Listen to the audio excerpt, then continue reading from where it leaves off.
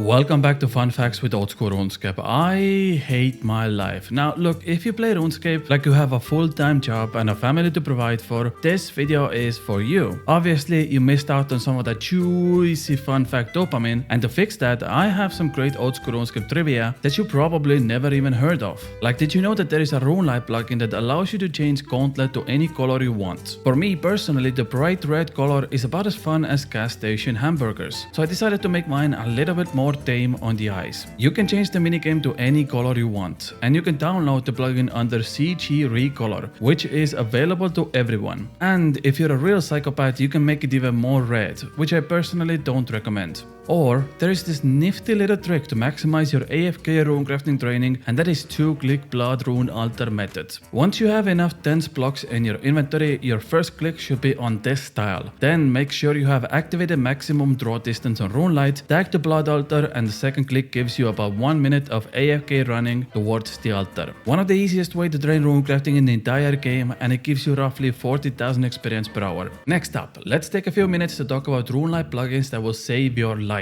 Number one is a plugin called Area Mute, and what it does is mute one single chunk on the entire map. So for example, if you want to mute only the Grand Exchange, you just open up your minimap, right click the GE chunk and choose Mute Region. As soon as you step out of the chunk, the mute disappears and it only applies to this chunk. There is also alternative plugin called Combat Level Muting, which mutes everyone based on their combat level. So if you just want to get rid of this annoying level 3 bots in GE, you can pick that option, which allows you to still see chat from higher combat players. This also works very well in Winterdot because hearing the same political or racist statements from new level 3 Ironmans gets exhausting real fast. Next one is something you probably already heard, but there is a better way to utilize it. Inventory tags, something that players definitely have a love-hate relationship. Now most people use it to tag their gear, but there are other methods for this. For example, all the clue scroll steps have their own individual IDs, so you can use this plugin to only tag clue steps that are, for example, in Wilderness. That means every time you get a Wilderness clue step, your clue scroll will shine bright. If you're a big fan of clue scrolls, this helps you solve them much faster. Or another great use is for pickpocketed master farmers. You can use inventory tag only for the seeds you want and drop everything else or vice versa. Now, we all know that Oldschool Runescape is fun, because people will spend thousands of hours to play the game as little as possible. And that is what this next plugin will help you do as well. It's all about that sweet rush of dopamine. Me level up, me happy. And that is what the Prestige plugin does. Let's say you're 92 mining and you want to get 99. Well, you can reset your levels with Prestige, so it starts counting from level 1 again. So instead of going from level 92 to 99, you are doing 1 to 92 twice. You get more level ups, more dopamine, and your brain is like, yeah,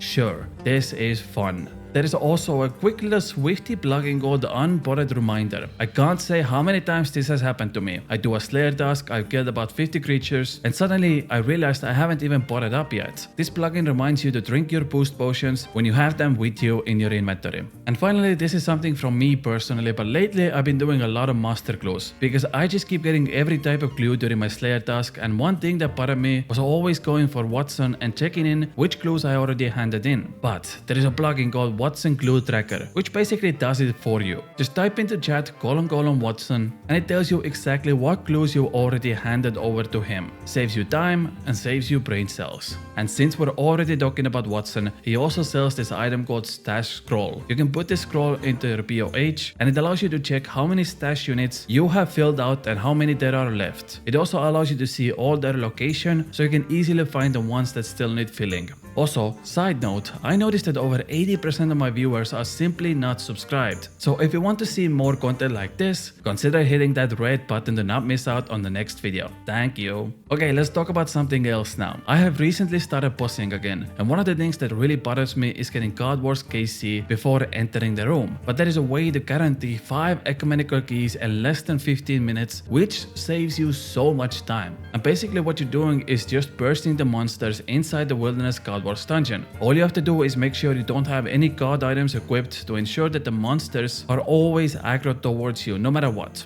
Secondly, blood spells are needed here as you will take quite a lot of damage. This method is about 3 times more efficient than just killing the imps and ice fiends. Alternatively, there is another method where you bring a blowpipe and serp helm and just tag every single monster in the room, which guarantees that they start taking venom damage and then just focus on the imps and ice fiends. And the extra benefit is that you're almost always guaranteed to get at least 1 medium and 1 hard clue while doing this grind. Both methods are somewhat equal and it saves so much time if you're doing Nex, Saradomin or Armadale God Wars. Also, side note, there is a site called Oldschool.gg, which basically has loot trackers for every single activity in the game. Raids, bosses, clue scrolls, minigames, skills, you name it. And this site allows you to see roughly the estimate of your loot. Since I'm currently doing a lot of God Wars like mentioned, I curiously wanted to see my luck in Saradomin and how much money I would make if I killed like 500 Ciliana. The loot trackers showed roughly 195 million GP, which honestly was incredibly lucky, but it just gives you some perspective on what you might expect to see. And since we're on the topic of pages, if you want to waste your time, there is a webpage called Rune Daily that allows you to essentially play a few miscellaneous guessing games about Oldschool Runescape. And there's also another Runescape minigame called Runeshape, where you have to guess the item based on its shape. Like for example, this one is Pestle and Mortar. I'll leave a link in the description for all those games if you want to try them yourself. Okay, let's get back to Oldschool Runescape now and do a small speed fire round. I'm gonna give you 6 facts in 60 seconds. Being hit with a mod pipe by another player reduces your run energy by 25%, but if you equip ranged tank armor, the accuracy of mod pies are lowered. If you get hit by multiple mod pies, your run energy will go to 0%.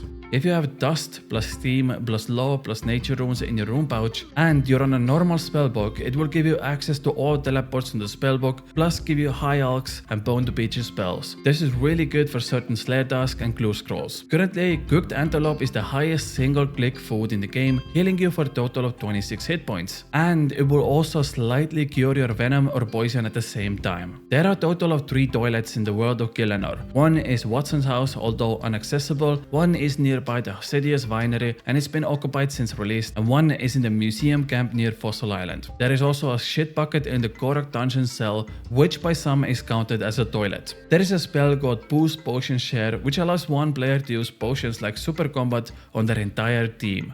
The spell can be cast once and uses a single dose while giving the effect of Super Combat Potion to 4 players in total. If you love to use blowpipe, consider using rune darts instead of amethyst because they are much cheaper and you're only sacrificing +2 range strength over it. And finally, you can make your own garlic bread by combining baguettes with olive oil for dose potion and some garlic to make a brand new food that heals you for 16 hit points. This is extremely helpful in Theater of Blood against vampires, and most importantly, I actually made that part up, but honestly it would be pretty awesome to have garlic bread. With the success of quests like Dragon Slayer 2 and minigames like Inferno, Jagex felt great about releasing content that was hard to tackle but felt very rewarding once it's completed. In many players' eyes, the 2017-2018 period is considered one of the best in the game's history, because even though the content was scarce, the quality was extremely high. And that's when the initial idea for Raids 2 also came into play. Some players say it was piggybacked from the success of Chambers in 2017, but to me it felt like the natural next step of progression, just like in any MMO. Once a game has been out for 5 years, it does make sense to start adding more and more endgame content to satisfy players who have worked very hard to get there. Initially, Theater of Blood was supposed to have 14 different types of rewards, but a lot of them just weren't much liked by the players. There was a prayer scroll similar to scrolls from Chambers that was called the Judgment Scroll, and it required 85 prayer. The idea was that it was an overhead prayer that boosts your attack and strength by 10% and lowers your defense by 50%, and 1/6 of all the damage you deal is removed from your prayer points. So if you hit a 60 with a God Sword, you would lose 10 prayer points immediately. The caveat was that since it's an overhead prayer like protection prayers, you can use this alongside with piety, so the actual damage increase would have been 33%. Players were divided by the scroll, because despite it giving total of 33% damage boost, it seemed not so good. Mostly because you lose protection prayers, which are a must in any piece of hard content in the game. Interestingly enough, Jagex also promoted these 3 sets of armor during a live stream, and it was hinted that they were at one point supposed to be rewards from Theater of Blood. But after the blogs came out, they were scrapped until of course Nightmare Boss came out, and the armor made a comeback, which is now called the Inquisitor set. But there were few other rewards that also didn't make the cut. Like there was a potion that was supposed to restore your prayer points and stamina at the same time,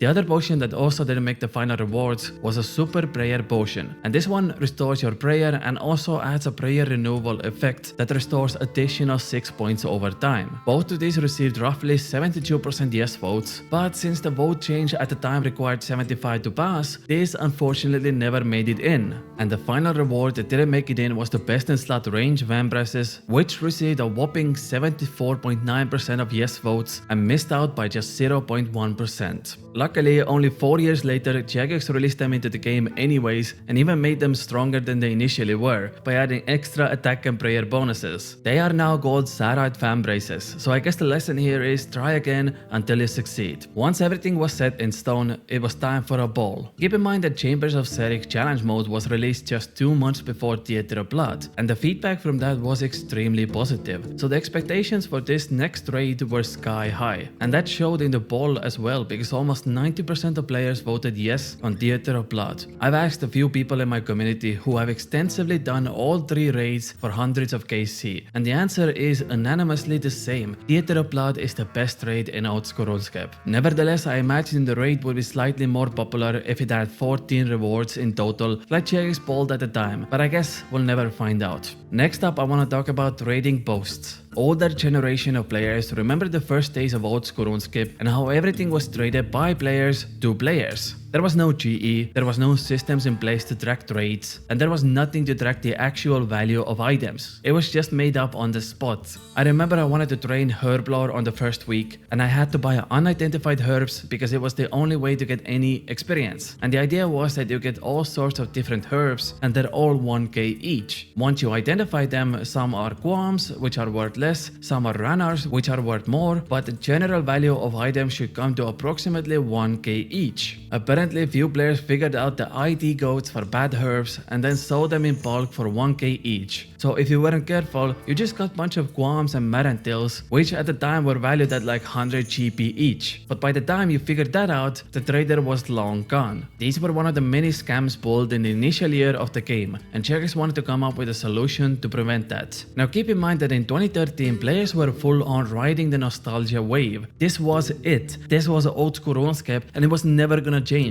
No updates, no new fancy technology, and every day the same sentence was carried out. We don't want anything, which honestly now has matured like fine milk. So when Jagex initially proposed Grand Exchange, players said immediately, no way Jose, we don't want that, trading in Varrock Center for hours is what it's all about. But as time went on, more players got frustrated that they spend more and more of their valuable time just finding people to trade rather than actually playing the game. If you have a game as big as RuneScape, spending half of your time in one location trading others gets boring very fast. And that's when Jagex came up with an idea for an auction house, which was just a mustache and a fake nose put on top of the GE. And guess what? Suddenly players absolutely loved it. This is not the GE, this is something entirely different, Jagex said. The idea was simple. Players want to obtain items quickly without spending hours trading others. Players also want to trade others while they're offline. And finally, players want to see actual prices of items before trading them over. Essentially, the idea was that anyone can put up their offer into the auction house. Other people can see those offers, they can see the person who sells, the price, the quantity, and then make a decision if they want to buy that. So they poll it, and to the surprise of many, it actually did pass, which was probably a mistake in hindsight. You see, firstly, Jagex and the players wanted to keep some type of player interaction with the trading post. So when someone was selling an item, their name was behind that item, and you had to add them to your friend list and still make an offer through that. However, what ended up happening was the opposite. You had occasions like this where a player put up an offer 2 minutes ago and then just turned their private off, so nobody could reach him and the offer meant nothing. Or maybe it was just a flex on 2 farming seeds. Sometimes you wanted to add 10 players just to get a rune pickaxe, which just simply wasn't possible because everyone had their private turned off. Just 1 week after it was released, people already gave up on trading posts and just went back to selling items on third-party sites like Cybers or stick to Varrock West Bank. I honestly think part of it was just Jagex finding the worst possible way to trade other players players, so when they see the trading post, their immediate thought is like, hey, you know what? Maybe GE isn't as bad as they say it is. And guess what? It worked once again. The trading post lasted for a few weeks before Jagex completely removed it because players just didn't like it at all, and they replaced it with the GE we still see today. It was definitely one of the most fascinating disasters that ever happened in Oldschool Runescape, and looking back, it's kinda cool to see how the team was just experimenting with all sorts of crazy updates until something worked out.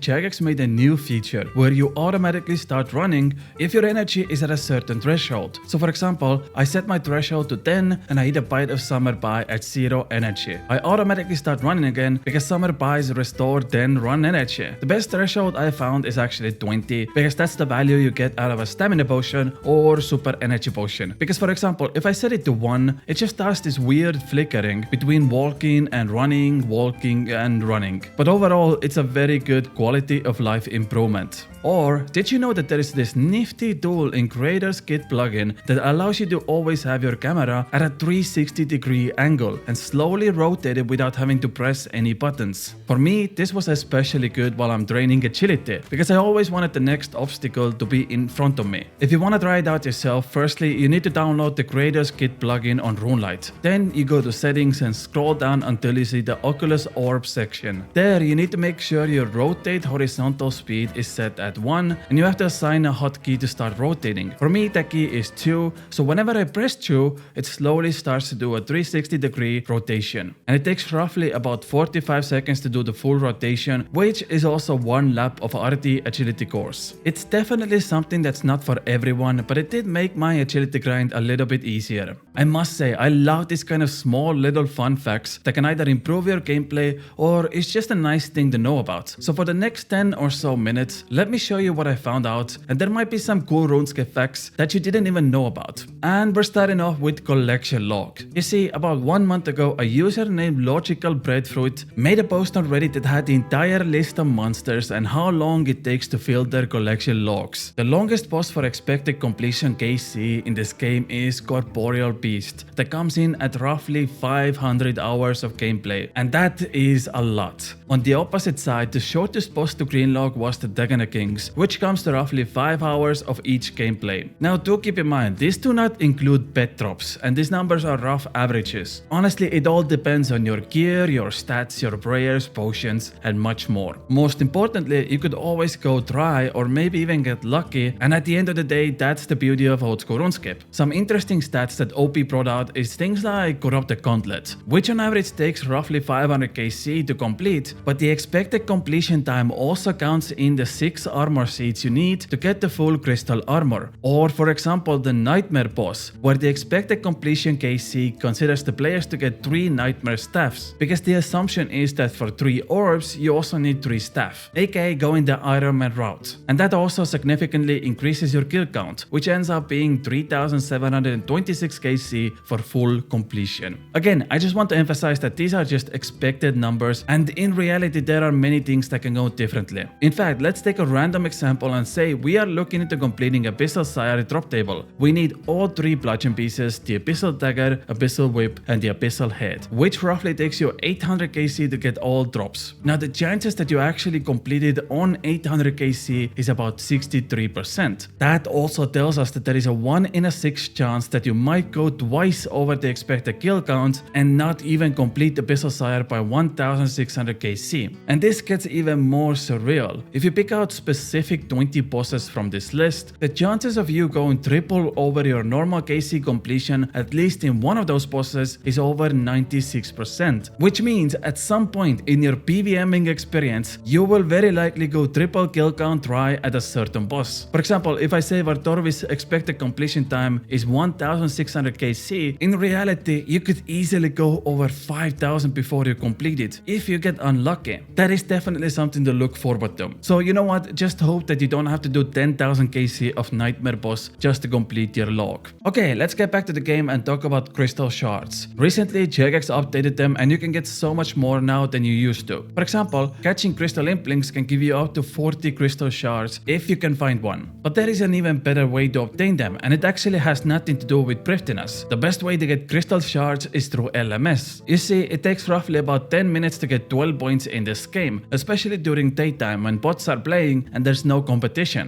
You can swap those 12 points for Crystal Weapon Seed.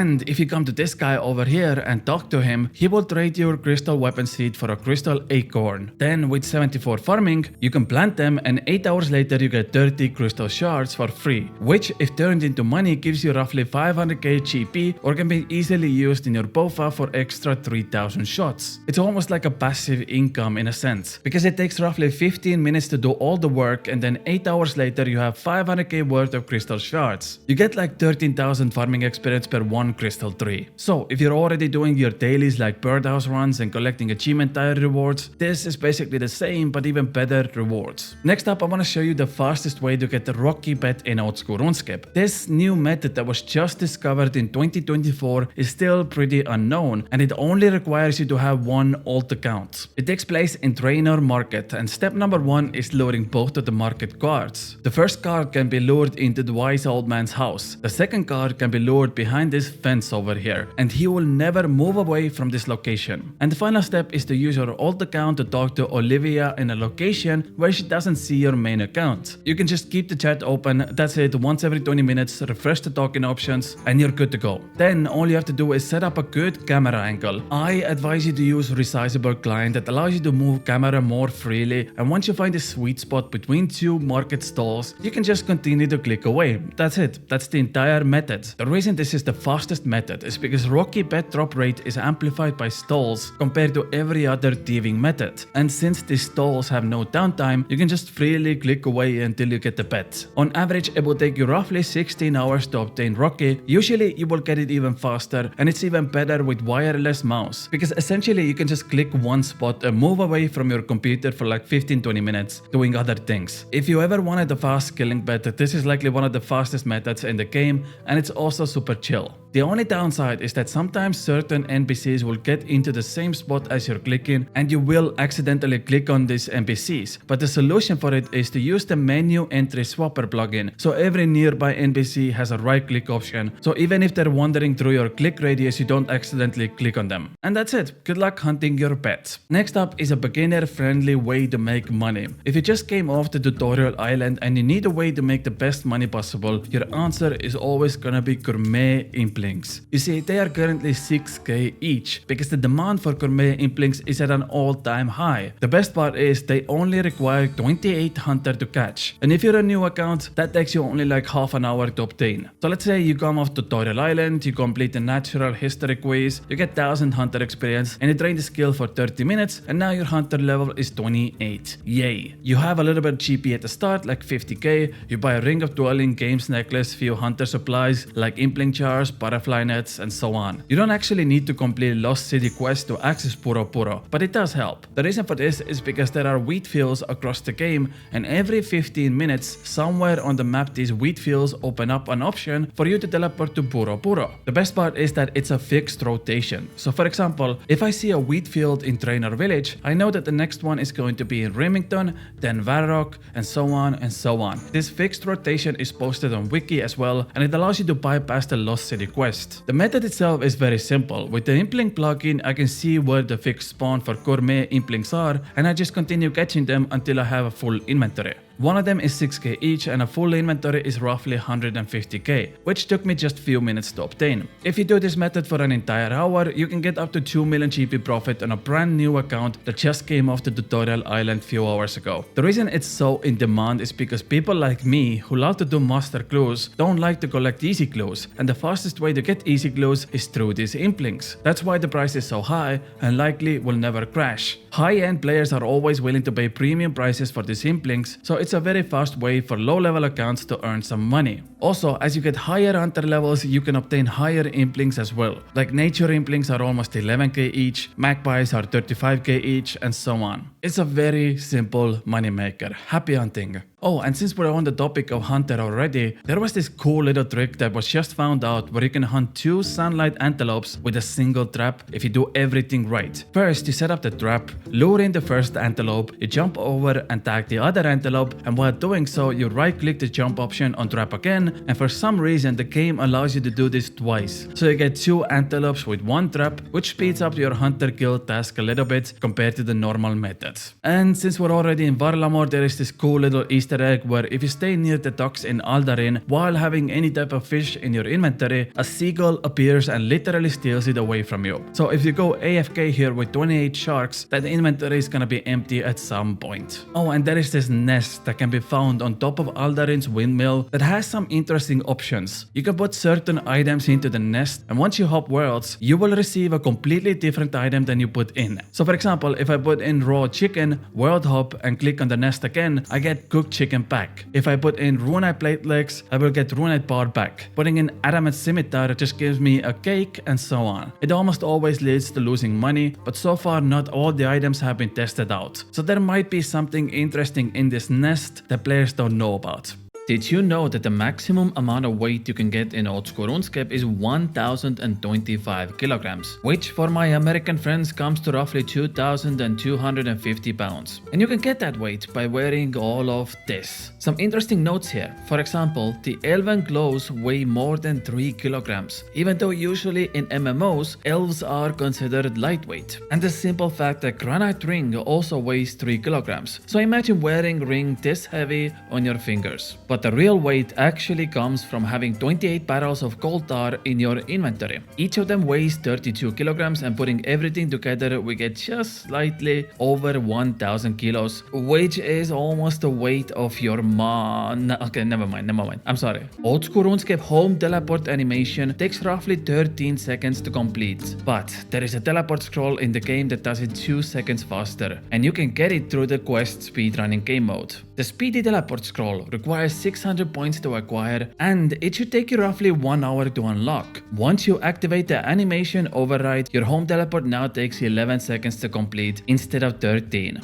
Oh, and by the way, if you want to earn the 600 speedrunning points very fast to unlock the scroll, I would recommend speedrunning 3 very easy quests, and those are X marks the spot, Cook's Assistant, and Ernest the Chicken. Those 3 are the fastest to get the best time, which is the diamond tier, and they give you 200 points per quest. Now, granted, it would take you 1 or 2 hours to get the scroll, and it only saves you 2 seconds per teleport, so it will take you years to make up for the lost time. But guess what? The animation is also pretty cool, and you never know, you can end up in Gillenor games, and that 2 seconds of extra time could be the difference maker. Now, enough about saving time, let's talk about pets. Did you know that every pet in the game has attack animation, but you can only see the animation in your player honed house at the Menagerie Pet Arena? For example, this is how Tango Root attacks. Very cool. And this is how the Bloodhound attacks. Also very cool. Every pet has their own unique animation, and it's kind of sad that this is the only place we could see them attack. One idea from Reddit was that we could transform our pets to trolls, and then we can finally see all of them use their own unique attacks depending on the style. Jagex have also slightly hinted that they might bring troll transmogs into the game at some point, so we just have to wait and see until then.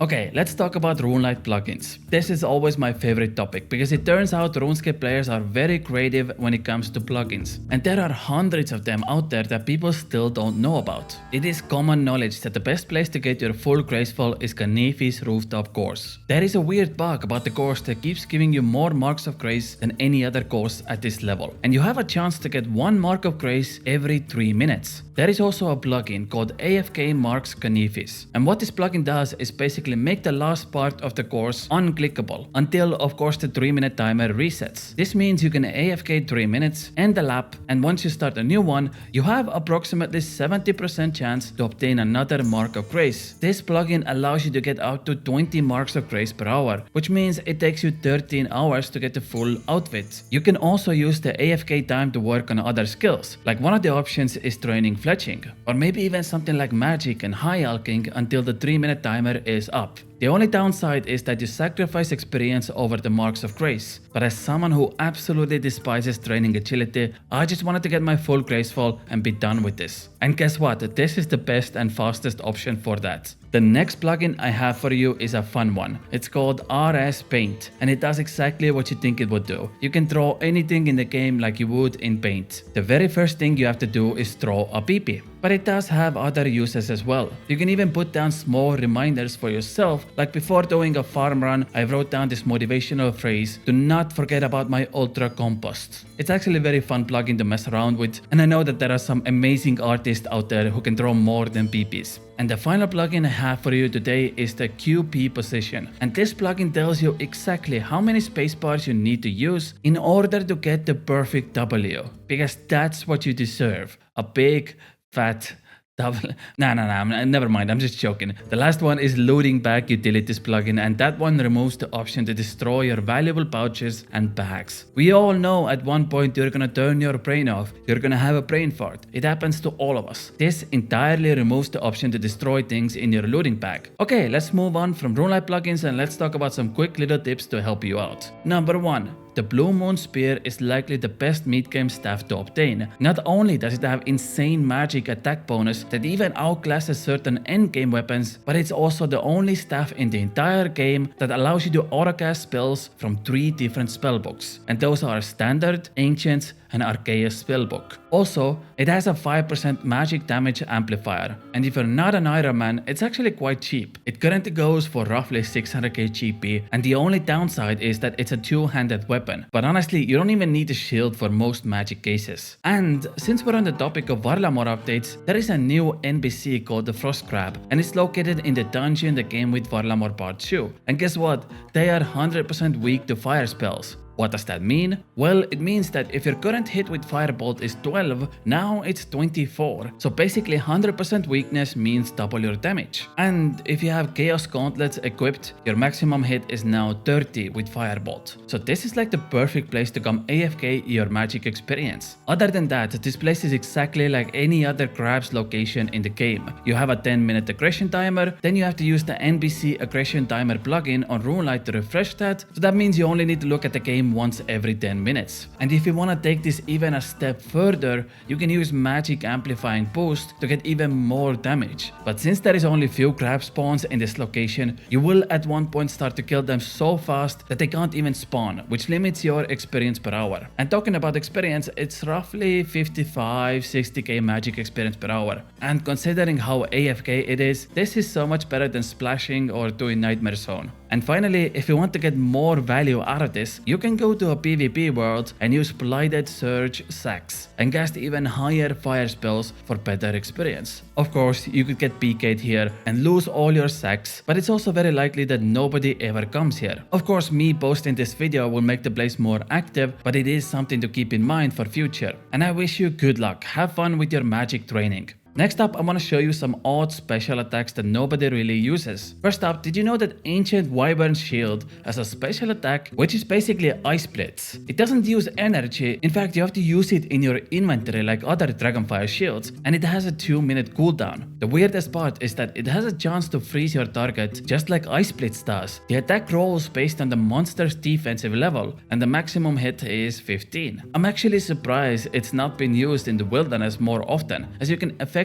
use this with any armor in the game, because the attack modifier doesn't count your magic accuracy. So you can wear melee armor, you can wear D-hide armor, and you can still successfully hit with it. I bet this shield has some very niche use, but we just haven't figured it out yet. The next special attack is without a doubt the most useless thing I've ever seen in the entire game. The Blisterwood Flail has a special attack that traps a vampire juvenile if they have less than 50% health, so they can't attack back. That's it. It doesn't deal any damage, it just has a small animation, and then everything goes back to normal. The worst part is that it only works on vampire juvenile. It doesn't even work on normal vampires, and it doesn't work if they have full HP. It only works if they have less than 50% HP. And the weirdest part is that your character will stall after using the special attack, so it's literally better to never use this than actually clicking on the special attack. And the last special attack I want to show you is the Abyssal Bludgeon. I'm surprised PKers haven't done videos about this, because the special attack does 0.5% more damage based on every prayer point your opponent is missing. So let's say your opponent is missing 70 prayer points. That means 35% more damage on your special attack. And since the max hit of the bludgeon is 53, that means your max hit on special can go up to 72. And this goes up to 79 if your opponent is at 0 prayer points. I genuinely think you can cook with this weapon in PvP worlds. Literally nobody expects this, and I'm honestly surprised people haven't already made PKing videos with the Abyssal Bludgeon, especially in smite fights. When your your opponent's prayer is always very low. Nobody's gonna expect you to smack a 70 plus hit out of nowhere. It's kinda like a budget version of Armadillo God Sword in a sense. Look at this. So this is 3.1 million GP, and I'm gonna fall back to the good old classic abusing the shops of Gillenor method. So what you can do is buy bracelets and necklaces from GE and then come to here in Camp to Room, and there is a shop that buys them for more expensive price. I actually made an entire video about this shop, and I said in the video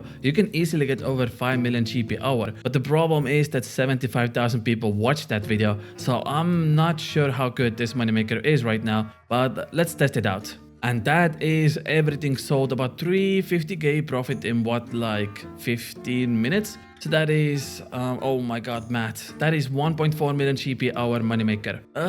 Not as good anymore, like in the video, but you know what's still okay to do. This is the rarest obtainable item in Oldschool Runescape. Only 11 players in the entire game have it on their accounts. It's called the Diamond Speedrun Trophy, and to get it, you have to complete all these quests with the fastest possible time. Now, you and I have likely completed this quest many times before, but this is very different. The Diamond Speedrun times require immense strategy and effort to obtain. For example, take Ernest the Chicken, a quest that's likely been completed millions of times. The current world record for this completion is 3 minutes and 40 seconds, and to get the diamond time, you need 3 minutes and 45 seconds. So there is not a lot of wiggle room for your mistakes. But if you manage to get the diamond time on all the 15 quests and talk to Eliza in Varrows Square, you can also have the rarest obtainable item in Oldschool Runescape. Wiki held their annual fun fact event where they put out a single piece of trivia every day for the month of December. And this includes stuff like your very own cat making fun of your armor,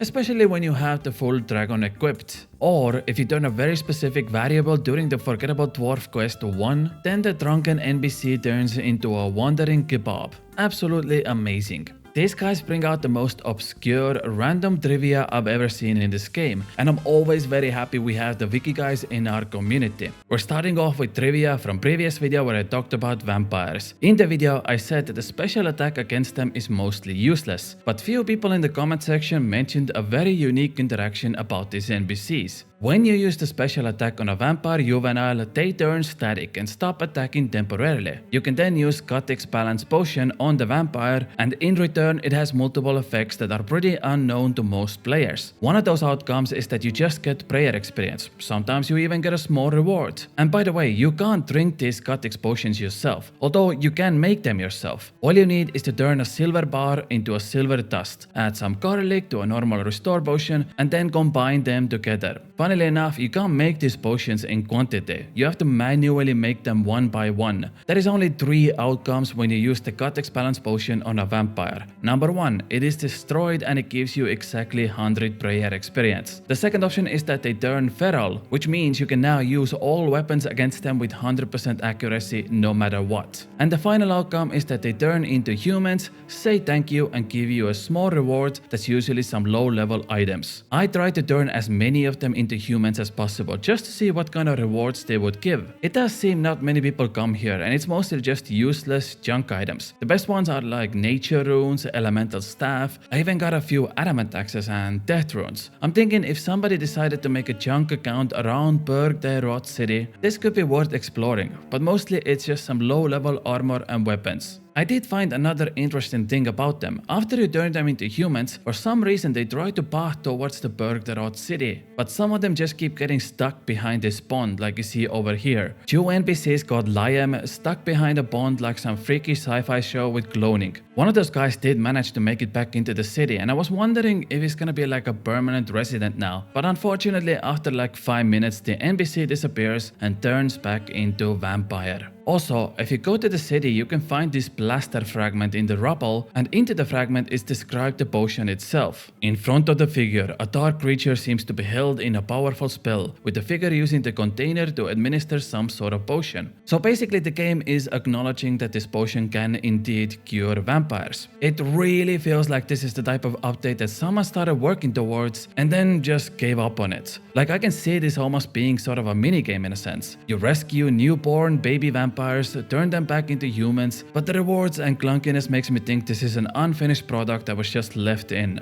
Honestly, there is so much lore and stories in Mauritania, and I would love to one day make an entire video about just this region. But for now, let's move on to something that might actually be useful to you. With the release of Varlamore Part 2 came tons of new items, monsters, activities and much more. One thing I haven't seen many people mention is the new best in slot early game food that you can get on the island of Aldaris. The only requirement is Children of the Sun quest, which can be done by any account and takes you roughly 5 minutes. To get to the island itself, you can use many ways. There is a fairy ring, there is a house teleport, Ketesal system, or you can just walk and use a boat like I did. After you find your way to the island, there is a winery that sells cheap wines that heal you for 16 hit points. The cheapest ones cost 100 GP and the price never goes up. So you can get a full inventory of these wines for a very affordable price. Now it has the same downside as Jago wines. It significantly lowers your attack level. But the difference is that instead of healing 11 hit points from Jago wine, this now heals 16. So when you need food for early game PvM and you're either using ranged or magic, this is probably the best option out there. It takes like 5 minutes to obtain and it's really good GP per heal ratio. The wines also have a side effect where they offer small buffs to your non-combat skills. Like some wines gives you +1 farming boost, hunter boost, herblore boost, thieving boost and so on. And unlike jugs of wine, these ones don't leave an empty jug behind, so managing your inventory is much easier. In conclusion, it's definitely something to at least give a try on your new account. Next up, let's talk about Barrows armor. In one of my videos I showcased that Dunstan in Perthorpe can fix your Barrows armor just like Bob does in Lumbridge. But as it turns out, there are 2 other NPCs in the game that can also fix your armor pieces. One of them is the Dindle Merchant in Port Cassard and the other one is the Squire in Best Control. They both have the same prices as Bob and work on all Barrows pieces. That also made me wonder if these NPCs can fix your Perilous Moon armor, because we know Bob in Lumbridge can do that, despite it being very expensive. So I used my broken helmets on all 3 of the NPCs, one in Perthorpe, one in Port Cassard and one in Pest Control, and they do work surprisingly. It's the same price to fix Perilous Moon armor on all the NPCs, so you don't really get any benefits from choosing one of them. But I think it's still cool that Jagex added these options in, and it makes me wonder if players actually use the other 3 NPCs to fix their armor instead of using Bob in Lumbridge. But okay, enough about fixing your armor sets, let's talk about bots. Currently one of the best moneymakers in Oldschool Runescape is botting. And by that I don't mean you should be scripting, I mean seeing what bots are currently doing and making money off that. Let me give you a good example. Blood shards used to be heavily botted in the game. In fact, it got so bad that the price of the item went from 14 million GP down to 5 million GP. But in May 2024, and I want you to remember this date because we're coming back to it again, Jaggy Baggy banned all the bots doing this activity. This meant that the bots who killed vampires and also the bots who were thieving the vampires were all gone now. And what happened to blood shards? Well, we can see the price started in 5 million GP, then in just few weeks it jumped back to 11 million GP, few months later back to 14 million GP, and it even reached 17 million GP per blood shard at some point. Now this is where you can take advantage of the supply and demand. If you timed it right and bought, let's say, I don't know, 10 blood shards for 55 million GP and sold them back few weeks later for 120, that means you made 65 million GP profit in just few minutes of your time. Now granted, it's actually a lot harder than it looks. It takes time to research items. You need to know where the bots are and how likely they are to get banned. But if you can get it right, you can make so much money with this method with very little effort. For example, let's look at black leather. There used to be a massive bot farm in Brutal Black Dragons that brought in millions of black dragon leather every day. It made the price drop down to 2k each, which is the lowest it's ever been. But in May 2024, yes, the exact same day Jagex banned the blood shard bots, they also banned these black dragon bots. And what did that do to the price? It kept going up and up and up until it reached almost 5.5k each. So as soon as bots got banned, the price went from 2k to 5.5k.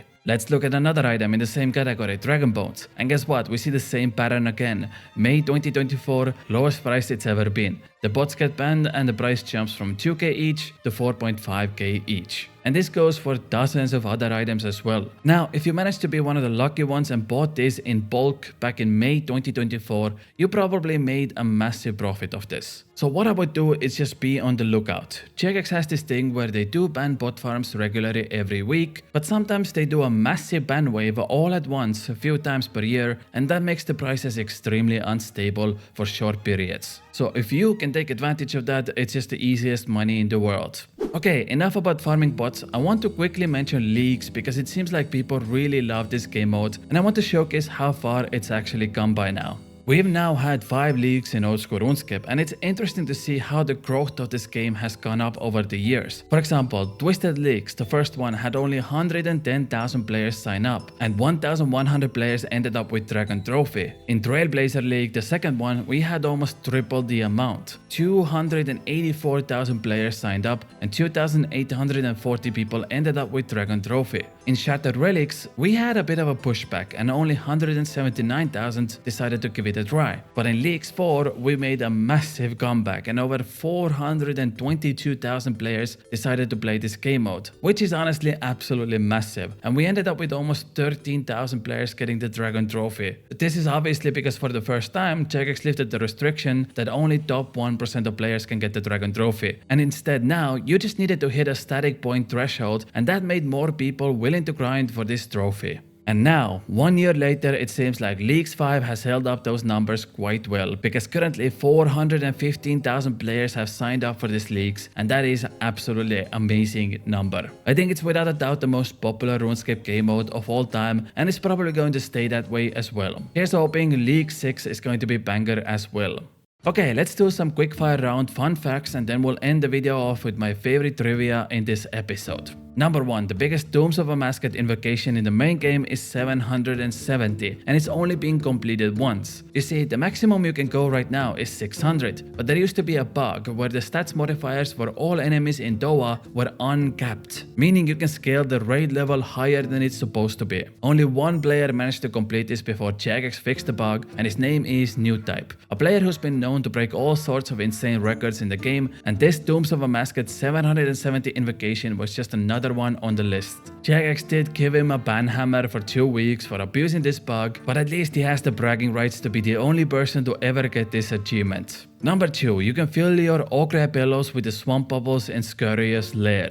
I don't know why I added this in, I just thought it was kind of funny. The classic let's bring assets over from one point to another, but yeah, if you ever need to fill your ochre bellows in Varrock, you can do that now. Number 3, there is an item called the Prayer Book that can be an alternative option to curing your poison or venom. Instead of needing anti-poison potions, it uses prayer points to cure your poison and venom. It could be really useful early game when you don't have those levels yet to make the potions or want to save some money. Number 4, if you're an Ironman, you can go to Ground Item plugin on Runelite, find the ownership filter and set it to takeable. This will disable overlays for all items that you can't pick off the ground due to account restrictions. So if you're an Ironman, you don't see other people's items on the ground. It's very useful in crowded places where you only want to see your own ground items. Number 5, while we're on the topic of Runelite plugins, there is a new one that just recently came out called Unbalanced Trade. And basically what it does is never allow you to accept trades that are not balanced. So if someone is quickly trying to scam you in the trade window, this plugin doesn't allow you to accept the trade if the price isn't even. Very useful and essentially removes the opportunity to get scammed through trade windows. And number 6, currently using Ensouled Bloodweld Head to train prayer, costs you only 40 million GP to get 99 prayer, and it offers you up to 250,000 prayer experience per hour. It's one of the cheapest and easiest way to get 99 prayer in the game, and a good alternative to your regular Dragonbone training method. Also, if you wear Celatropes, there is a 5% chance to save the Ensouled Head, and if you have a Bloodweld Slayer task, this also counts towards that. So if you're looking for other training methods to get your prayer up, this is a good alternative. There we go. Okay, I want to talk about one more thing before we end the video, and that is polls. Throughout the years, there's been so many questions that have failed by just a small margin. And if the wind blew in a different direction on that specific day, Oldschool Runescape would probably look a lot different today. So I want to show you my favorite polls that quite didn't hit the mark. Now keep in mind the threshold was lowered from 75 to 70% few years ago, so if most of these things were polled today, they would already be in the game, at least by those standards. Number 1. If a world is full, players trying to log into will be placed into a queue rather than having to repeatedly log in until there is space. This was polled over 10 years ago and it got 70% yes votes, but unfortunately it didn't make it into the game. Number 2. Should the armadillo crossbow be graphically reworked? This was a poll in 2014, it got over 74% yes votes, and honestly it looks kinda banger. It definitely has that unique style, and I wonder if it was polled today, would it pass or not? What do you think about this design? Do you think the OG armadillo crossbow is better, or would you swap it out? Number 4. Should the dragon square shield provide dragonfire protection? A poll from 2016 and it got 69% yes votes. Very nice, but also not quite enough to pass the threshold. Number 5. Dark crabs should heal 24 hit points instead of 22. 71% of players voted yes on this, but it never entered the game. The reason this was polled is because currently there are a total of 7 foods that all heal 22 hit points. And since this is from Wilderness, it could have been given a little bit more oomph. But it didn't pass the poll. And finally, number 6. Should the Divine Spirit Shield be added to the game along with Corporeal Beast? 72.8% of people voted yes on this, meaning it failed the poll by just 2.2% of votes. This poll happened 10 years ago, and I imagine if we had Divine Spirit Shields in Oldschool Runescape, the game would look a lot different today. Did you know that Barrows products can give you prayer experience after taking them down? You see, they are classified as spectrals, so that would mean a salve amulet works on them, right? Well, no. But the other item that does work on them is the Ectoplasmator, and this item gives you prayer experience every time you take down a spectral. It's not a lot, you get like 120 prayer experience per 1 Barrows KC, but it does add up over time, and if you're planning to green log Barrows anyways, you might as well get like extra 100k prayer experience for doing nothing. The Ectoplasmator itself can be purchased from Soul Wars, and it takes you like 1 hour to get it. You do unlock a collection log item, and it's also good to take with you whenever you're doing Slayer, because things like Aberrant Spectres, Spiritual Mages, Revenants, and even the Muspa can give you free prayer experience. And all you have to do is just have this item in your inventory. Chaos Elemental is the only pet you can take with you to the fishing trawler minigame. I tried with multiple different pets and it always says the same thing. You can't take your companion with you. But when you go in with the Chaos Elemental pet, it allows you to board the minigame for some reason. While we're at the fishing trawler minigame, the angler's outfit is giga useless and you shouldn't get it. The reason for this is because it saves you roughly about 250k fishing experience when you get 99 fishing. But the time it takes you to get the outfit, which is roughly 5 hours, you might as well just go for 250k fishing experience and get the same outcome. The only reason to get the outfit is because it's a hard requirement for a master clue step and hard combat achievement. So the next time you want to go suffer 5 or 6 hours in the fishing trawler minigame, you might as well just take that time to relax and get some experience instead. The Dragon Hunter Lance boosts your spell damage. This melee weapon deals 25% more damage with spells against dragon creatures, because it's coded the same way as Dragon Hunter Wand. In fact, all the Dragon Hunter weapons work with spell damage boost. You gain extra damage against draconic creatures if you have any of these equipped. In this clip you can see that my max hit with Water Strike is 12,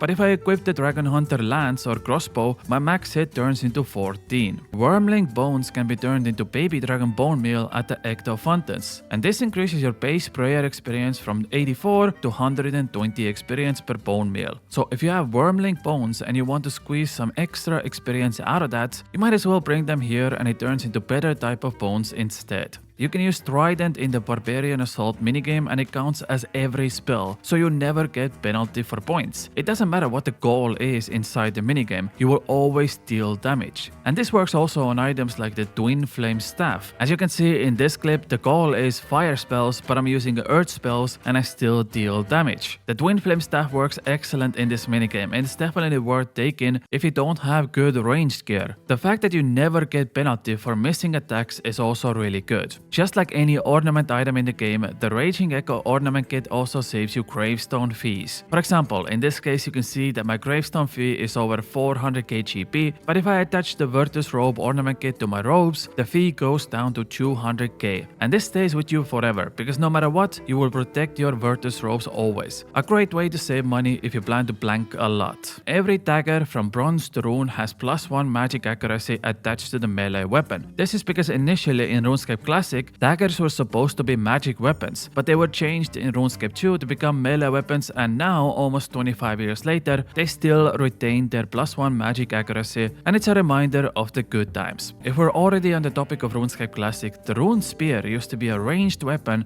back in the day, and it was an incredibly rare drop that went up to 1 in a million chance. When you throw the Rune Spear towards your target, you will lose it immediately and you can't return it back. This made it one of the most rarest and valuable items in RuneScape Classic. You can't note cabbages in the Falador farming patch with the tool Leprechaun because there is a farming field right next to it, and people use this as a moneymaker to gain infinite amount of cabbages. So Jagex removed that option, and now you just get a funny little dialogue with the tool Leprechaun when you try to know cabbages. Funnily enough, I tried the same trick in Priftina's cabbage field, and it works here because I guess if you already have access to the city, you don't need to collect cabbages for money anyways. If you make a new account at level 3 and want to make some really fast money with no skills and no effort, you can come to World 304 Deep Wilderness near the Chaos Altar and just pick up the loot that people leave on the ground. Majority of your profit comes from picking up bolts because players just don't use Ava's assembler here, and let me tell you, there is some nice profit to be made here. In less than 1 minute, I made 150k profit by just picking up all this trash, and sometimes people even leave some of the loot they get from PKing on the ground. So you can easily rake up to like 4 million GP a hour here if you come at the right time. Opal bolts especially are currently 3k each, and people who PvP here usually don't care about this, so you can just yoink them to yourself. It's a simple moneymaker that can give you the boost you need when starting off a new account. There's a ball boot in the bandit camp in the desert that you can't use if you're wearing any Saradomin items. The bandits will just say they don't like your attire, but as soon as you take the Saradomin items off, you can use the ball boot again. Pets were originally going to have dialogue they would shout at random intervals. For some reason, they all had this baby dog going on for them, and Jagex just decided to remove the option, but you can still have a dialogue in the chat with your pets. Number 15, you can make a group of squirrels follow you around in Vice by feeding them acorns. This will allow you to take over the world with your army of squirrels. For some reason, you can only do this with the white squirrels in Vice City, because I tried it with the brown squirrels in Kurend and nothing interesting happens, which once again proves that Jagex is racist. The Grand Exchange poll passed with only 1.2% extra votes. At the time, the threshold was 75%, and players could see the result live, and up until the last day, it was almost about to fail, because some people really didn't want the GE in the game. However, in the last hours, people pulled through, and now we have this magnificent trading center in our game. Oldschool Runescape had more quests come out in 2024 than any other year in the game. The only time we had more quests released was in the original RuneScape 2 years. For example, even though in 2024 we got 12 new quests, in 2005 we got 29 new quests in a single year, meaning we got a new quest on average every 2 weeks. Jagex recently polled the idea to add more quests into future patches of Varlamore, and it got almost 90% yes votes, meaning we're likely going to continue seeing more quests this year. Number 18. In the original RuneScape, there was planned to have life, illusion, reality, and time runes, kinda like Infinity Stones. They were supposed to have a completely different effect to your normal runes. For example, the life rune was supposed to be opposite of death rune, and initially the Coward brothers wanted to bring summoning and necromancy into RuneScape Classic, but due to the limits of the game engine 25 years ago, it never got implemented. Number 19. There's a villager in Canifis that will tell you a bunch of fun facts about onions if you're wearing the Ring of Karas. The dude really loves onions for some reason, and I went through his dialogue and he just keeps yapping about them over and over again. He even admits that despite being a werewolf, he loves the smell of frying onions. This guy here has total of 10 different dialogue options just about onions. Number 20. Back in 2006, Jagex accidentally changed the Black Shield H2 High Alchemy price from 979 to 9795. It was probably just a typo, and they accidentally added an extra number value, which made it go from 1k each to 10k each. It stayed that way, 10 times as high as the other Black Shields, until it was fixed in-game almost 10 years later. It did, however, retain the price of almost 10k coins in the GE despite its high alchemy value being much lower, because players thought for years this was was the actual price. Once the Wiki guys figured out what was going on with the item, the value dropped immediately overnight and now it stays at 1k each like it's supposed to. Number 21. The French chat is shared between Oldschool Runescape and Runescape 3. So if somebody sends you this massive DM proclaiming to be from Jagex or just in general trying to promote something, know that it most likely came from Runescape 3 private chat where messages sent can be much longer than Oldschool Runescape. Number 22. The closest bank to a teleport is Hallowed Sepulchre Bank at just 3 tiles away from your destination. But due to how expensive the upkeep is because of Hallowed Crystal Shards, people tend to not use this bank that much. But if you do want the fastest possible banking in the game, this is the best solution. Number 23. There is a 1 in 125 chance to get a frozen cash box from a frozen cash box. So technically there exists a world where you just keep getting frozen cash boxes forever after you open the first one up, and you end in this infinite loop of frozen cash boxes until you've gone mad. Number 24. World 1 at Varrock General Store is oftentimes stuffed with cheap resources like emeralds, sapphires, bronze and iron bars, and you could buy them and use them for experience or sell them for profit. Usually rich players sell these for free-to-play players to use and make some fast money so they can buy themselves a bond. For example, here the price of bronze bars are 2 GP each, and if you sell them back at GE, you get almost 3k profit per inventory, which is honestly not bad for a free-to-play moneymaker. And number 25. The lowest amount of experience you can get in the game is by hitting a 4 on an outlaw next to the Grand Exchange. This is because outlaws have a weird thing of giving you minus 97.5% combat experience multiplier, so you get almost 1 out of 40 the normal experience you would otherwise get. So if you get exactly a 4 hit on the outlaw, you get 0.1 combat experience for it, and that is the lowest possible amount you can get in the entire game. If you also know any fun facts, leave them down below in the comments, and if you enjoyed this video, make sure to subscribe. I thank you very much, and I'll see you next time. Bye!